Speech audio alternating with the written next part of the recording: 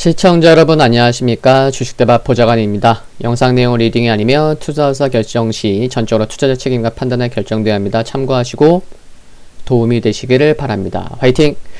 이번 영상은 4월 12일 월요일 10분 아침 시황입니다. 지난주 금요일 엇갈렸었죠. 코스피는 약보하, 코스닥은 0.75% 상승했고요. 종목 등락수를 보더라도 상승 종목수가 훨씬 많았습니다. 약 거의 한 600개 정도 거의 많았죠.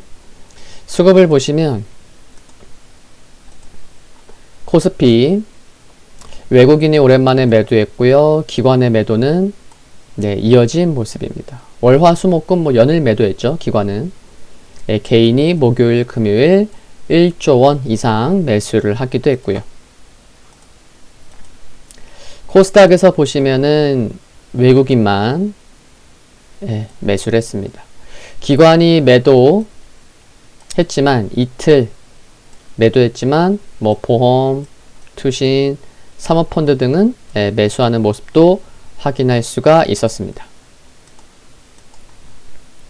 코스피의 경우에는 최근 상승에 따른 피로감 누적된 부분도 있고 7거래일 만에 매도를 기록한 외국인 수급, 또 미중 갈등 및 코로나19의 재확산세, 또 중국의 물가지수 급등 등이 상승을 제한하는 요인으로 작용했었습니다. 지난 금요일 중국의 생산자 물가지수가 2년 9개월 만에 최대치로 급등했고 그래서 글로벌 물가 상승에 대한 경계감이 반영된 하루였었죠.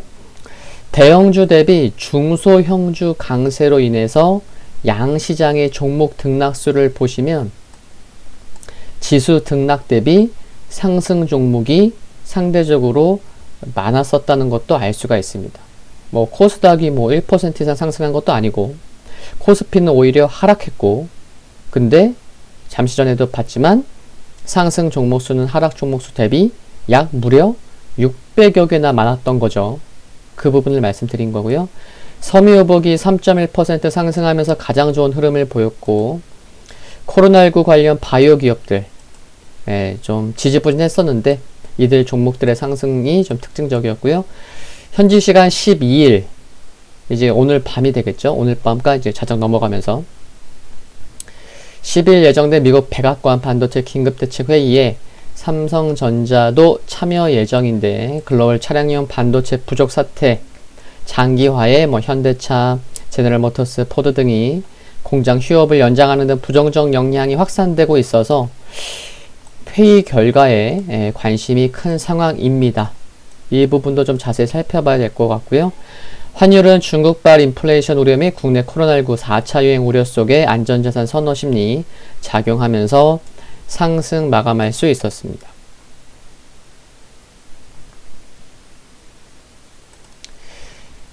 토요일 새벽에 마감한 뉴욕 증시 보면요. 3대 지수 모두 상승했습니다. 필라델피아 반도체는 약보합 보였지만요. 역시나 미국도 물가 상승 우려가 있었고, 그럼에도 불구하고 투자자들은 경기 개선 기대감에 좀 더 주목했었습니다. 그래서 3대 지수 모두 상승할 수 있었고요.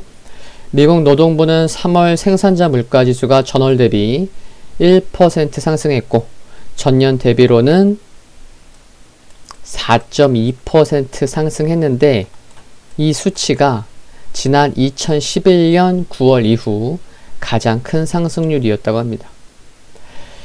블룸버그 TV와 인터뷰에서 리처드 클라리다 연준 부의장은 통화정책의 변화를 주기 전에 지표에서 실질적인 진전이 필요하다고, 그리고 연준은 인플레이션을 안정적으로 유지하는 데 전념하고 있으며 올해 인플레이션이 2%를 넘겠지만 이는 일시적일 것으로 전망했습니다. 한편 로버트 카플란 댈러스 연방준비은행 총재는 팬데믹이 끝나면 나는 테이퍼링, 자산 매입 축소를 지지할 것이라고 말하기도 했습니다. 근데 카플란 댈러스 연준 총재만 그러겠어요, 그렇죠? 아마도 팬데믹이 끝나면 테이퍼링 이슈는 좀 더 많은 논의가 이루어지지 않을까 하는 생각은 자연스레 할 수 있는 것 같습니다. 종목을 보시면 애플이 2% 상승했고요. 아마존도 2.2%. 아마존의 경우에는 엘라베마주 노동조합 투표에서 반대표가 우세했다는 소식으로 2.2% 상승했고요. 인텔이 1.8% 상승했습니다. 테슬라는 1% 하락했고요. 니오 1.5% 하락했고요. 카니발은 여행객의 기대감으로 2.59% 상승했습니다.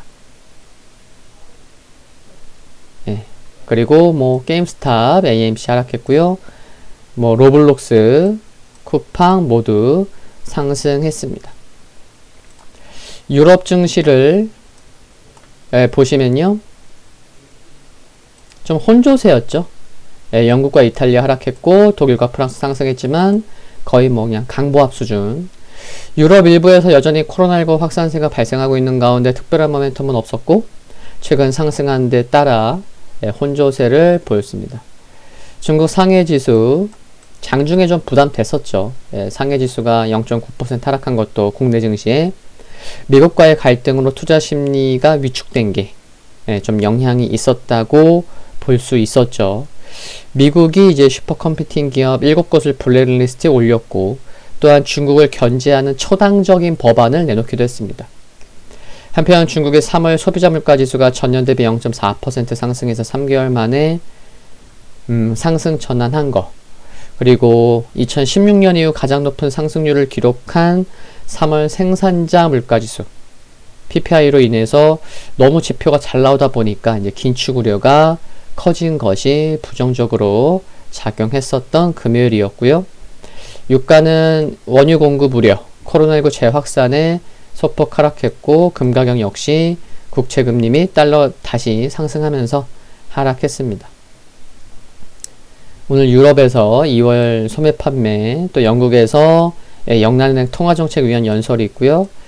미국 또 에릭 로젠그렌 보스턴 총재 연설이 예정되어 있습니다. 중국에서는 3월 위안화 신규 대출, 또 M2 광의 통화. M2가 뭐 많이 풀렸으면은 또 뭐 돈이 너무 많이 풀린 거 아니냐, 뭔가 해석이 나오겠죠, 그렇죠?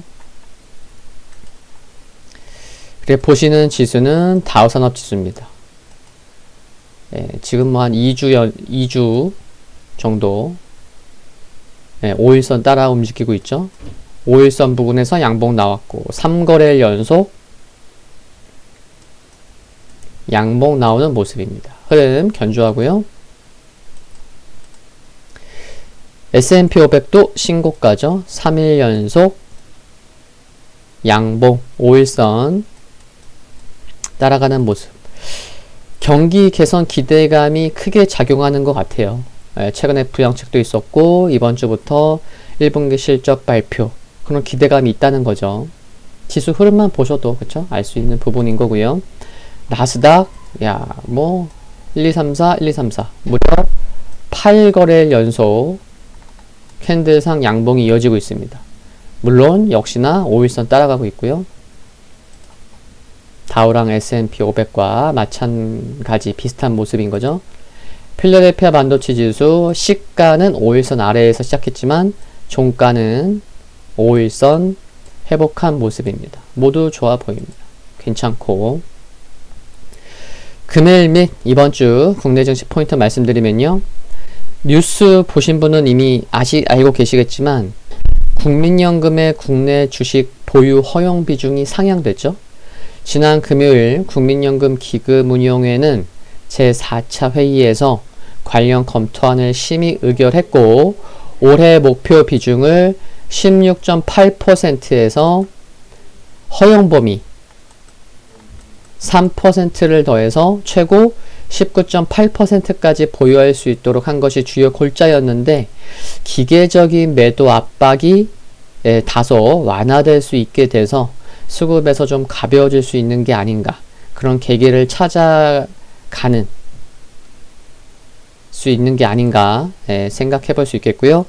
한편 코스피는 전고점 부근에 도달해서 좀 속도 조절 중이라 종목별 모멘텀에 집중하는 게 중요해졌다고 보시면 되겠고, 올해 코스피 영업이익 전망 호조세가 지난 2017년과 유사한 경로를 나타내고 있다는 분석이 있는데, 지난 2017년에는 이제 IT 업종을 중심으로 특정 업종에 대한 편중이 두드러졌었는데, 올해는 이익 전망이 긍정적인 업종이 이제 광범위하게 확산되는 양상을 보이고 있다는 점이 2017년과도 다른 긍정적이란 것도 참고하시면 좋겠습니다.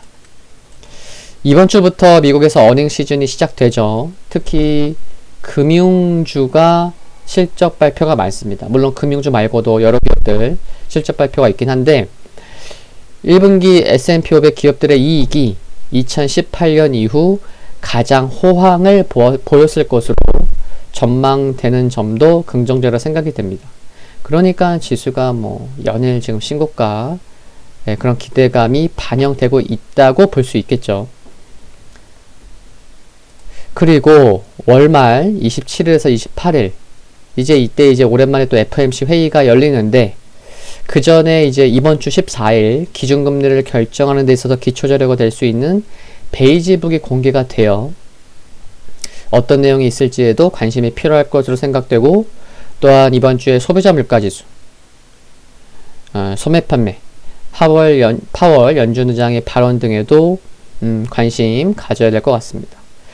현재 외국인 자금 유입이 긍정적인데, 본격적인 실적 시즌에 돌입하면서 수급의 변화가 있을지 여부, 그리고 코스닥의 상대적 강세가 이어지고 있잖아요. 전고점 1000포인트 초반 얼마 남지 않았는데, 코스피 역시 어느 정도 상승해서 안정을 찾아갈 수 있는 상황이다 보니까 양시장 모두 흐름을 봤을 때는 이제 개인들의, 아까도 보셨겠지만 목요일 금요일 합쳐서 이틀 연속 코스피에서 1조 넘게 개인 들어왔잖아요.